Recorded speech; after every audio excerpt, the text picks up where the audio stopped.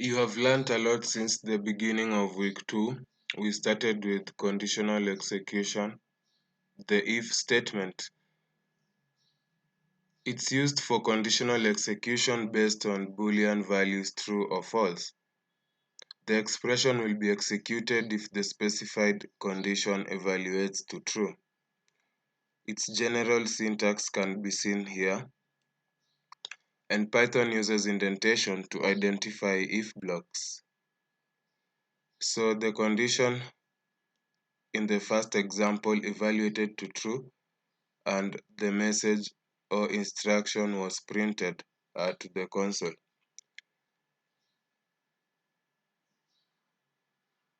To execute an instruction if the condition is found to false, we add an else branch to tell Python what to do if the condition evaluates to false.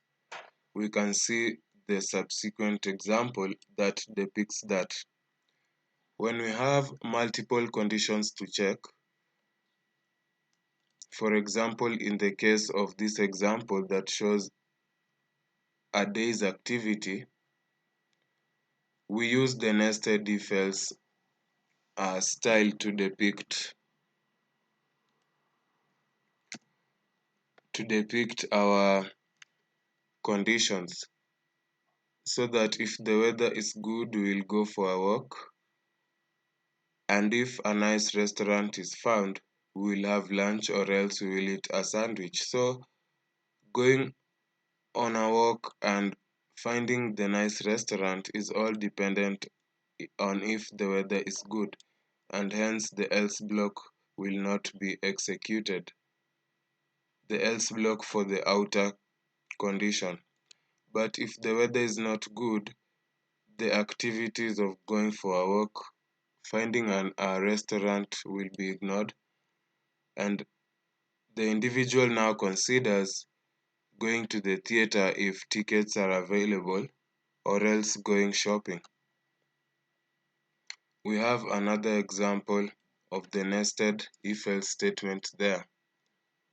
We can have a series of if statements followed by an else, and the else block should come last.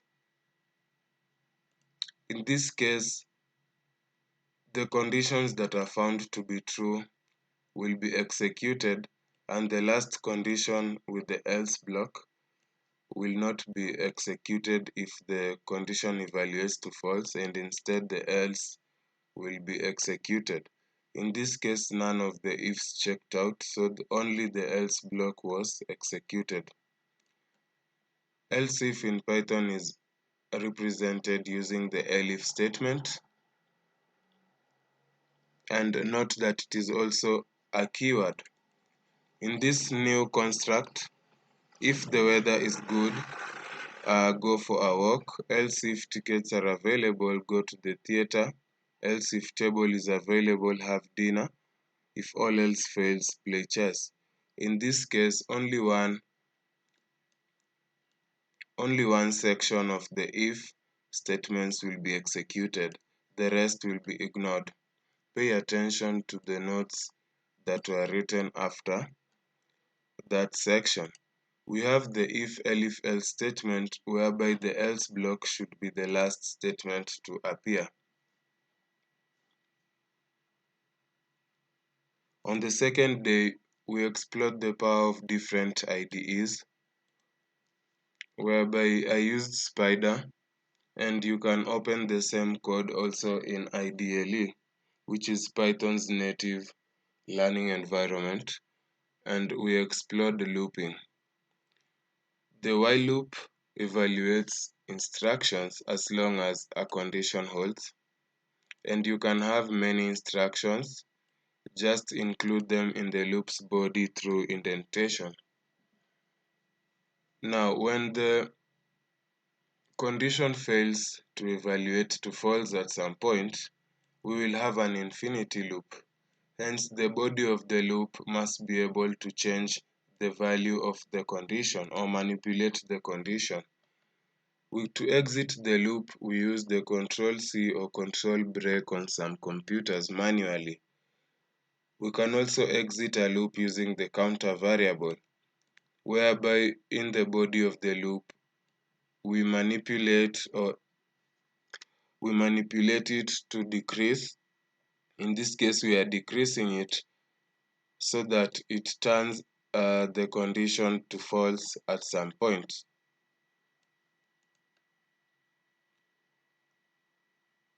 So that was the while loop, which executes instructions as long as a condition holds, and we can loop our code with for also. It can browse large collections of data item by item, moving through every element and applying an instruction to these individual elements.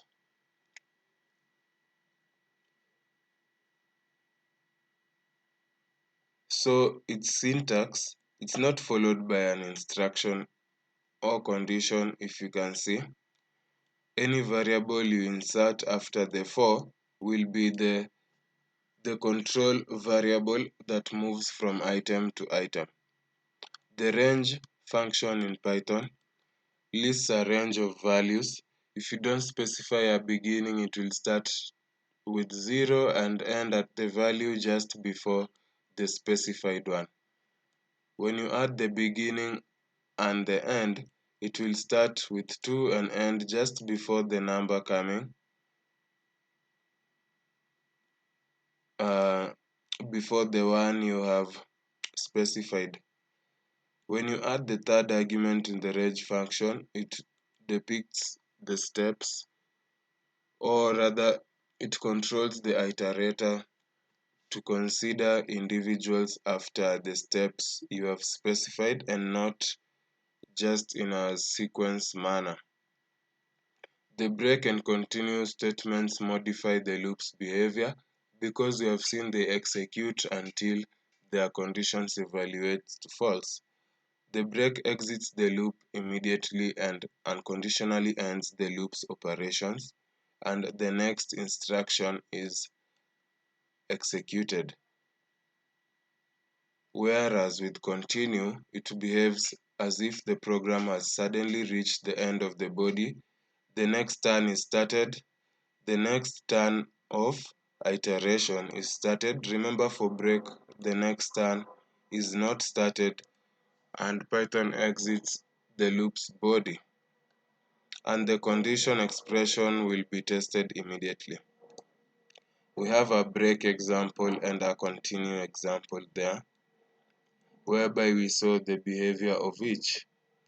And we explored the else branch for the for and while loop, whereby we saw they will be executed if and only if the loops finish their execution first, or also if the loop's conditions don't hold at all, causing the loops not to be evaluated at all.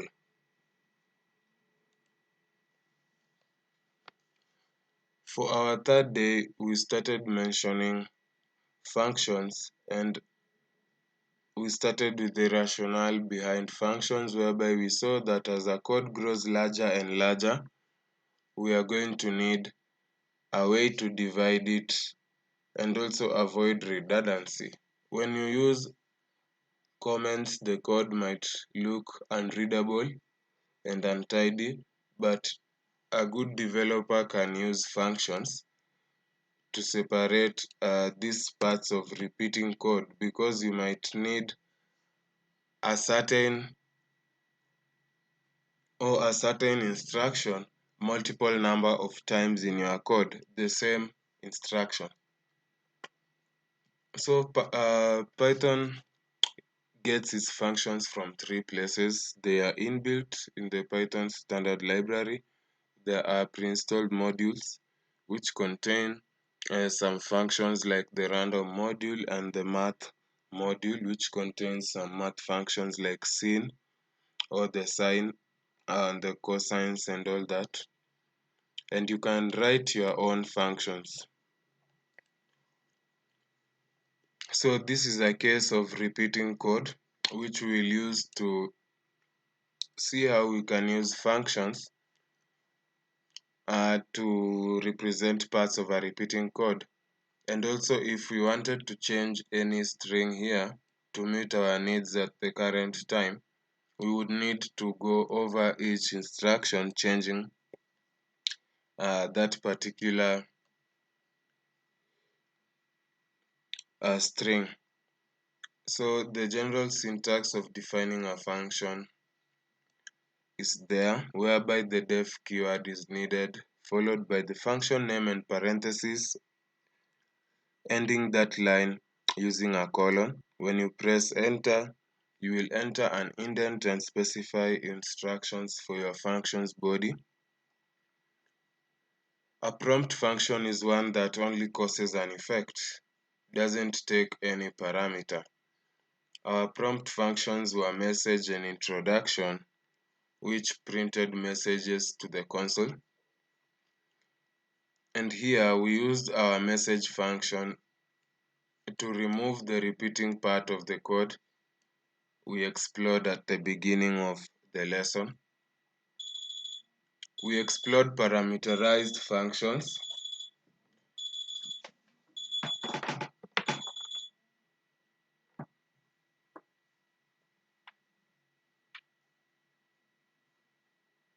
whereby a parameter is a value you specify within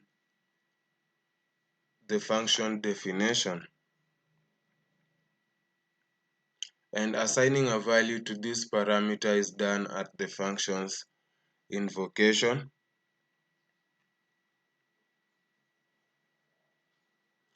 And when you define your function with a parameter during invocation, you must fulfill it and add the parameter so that it can be manipulated accordingly. And we can't have a function name with the same having the same name as a variable, but we can have a parameter having the same name as a variable.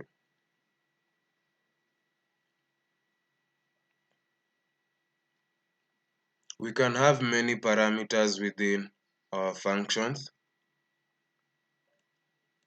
and also there are ways of passing these parameters, whereby so far we have been passing them positionally.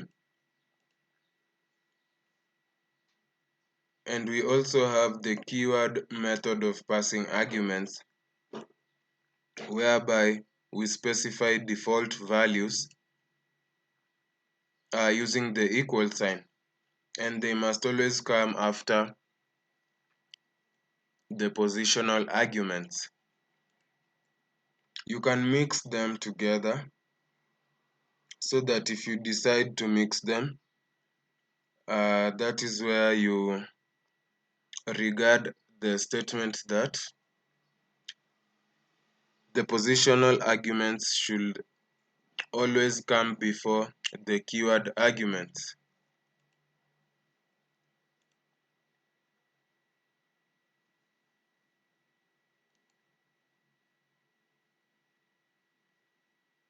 Finally, you learned about effects and results. We saw only functions that have some kind of effect, whereby they were sending text to the console in the case of our message and introduction functions. And we returned results in Python uh, in functions through the keyword return, and it has two variants. We can use return without an expression, and it will just terminate the function's execution and causes an instant return to the point of invocation, hence the name return. Python will then continue executing the subsequent lines of code.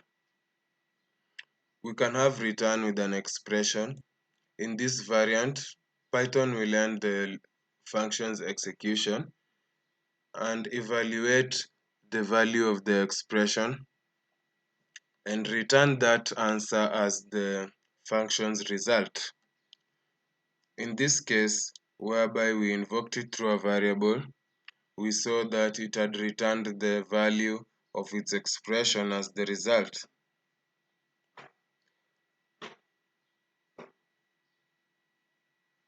When you add an instruction that does not manipulate the value of the expression here in any way, it will be ignored and the instruction will be printed. Remember, return with an expression does not exit the loop immediately, and evaluate this and return it as its answer, because we have specified an instruction but it's not in any way being, or it's not affecting, it's not part of the expression specified after return, it's not affecting the expression in any way. We have the none keyword, which does not represent any value at all. We might consider it as a vacuum, and it must not be included in expressions. In the case here, there will be a type error because these are two different types being added together.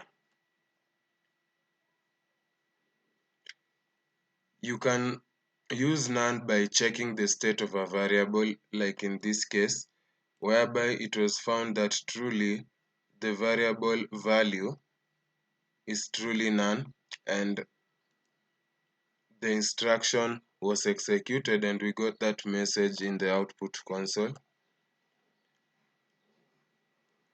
We saw a strange case of a function, or rather we explored some use cases whereby it can accept also a list as an input, and also we can create a list using functions. Back to the point where the variable name can be the same as a parameter name. It's because of the scopes of a function. The parameter name is defined entirely within the function and hence won't have any effect on the variable defined outside the function, because they were defined within two different scopes and the scope of a parameter is within the function only. We can edit this behavior by using the global keyword, whereby we can allow a function to also modify variables outside of it, and this extends a variable's scope in a way which includes the function's bodies, so that you can include some complex expressions in your function and they will change the consequent variables even outside of your function. And the syntax is just writing the keyword global followed by your variables. If they are multiple, add them as a sequence, separating them using a comma. In this case, the variable var outside the function's body was modified just because we use the global keyword inside the function, and consequently it was modified by the function's body. An example of the return keyword followed by an expression is the BMI function, whereby when you specify these two parameters, it will take them to the function definition, and when it encounters the return keyword, the two parameters will be subjected to the expression and only the value is returned as a result. Please, as you execute the project, I encourage you to get more practice and familiarize with the Python interface, and we'll see you in the next courses.